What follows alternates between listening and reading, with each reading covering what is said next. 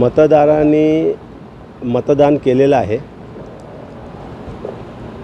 आणि आज फक्त औपचारिकता शिल्लक आहे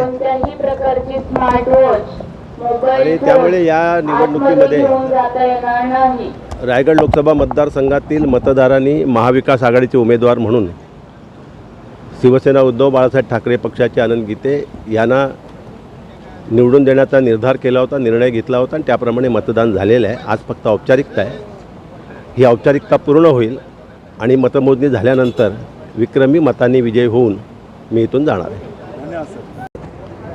भावना एकच आहे की विजयाची 100% खात्री घेऊनच महायुतीच्या माझ्या सर्वच पक्षाच्या कार्यकर्त्या नेत्यांनी केलेली मेहनत, रायगड रत्नागिरी मतदारसंघातील जनतेने दाखवत असलेला विश्वास, यामुळे पूर्णपणाचा आत्मविश्वास आहे की दुसऱ्यांदा 32 रायगड रत्नागिरी लोकसभा मतदारसंघातून एनडीएच्या मार्फत सेवा करण्याची संधी मिळेल।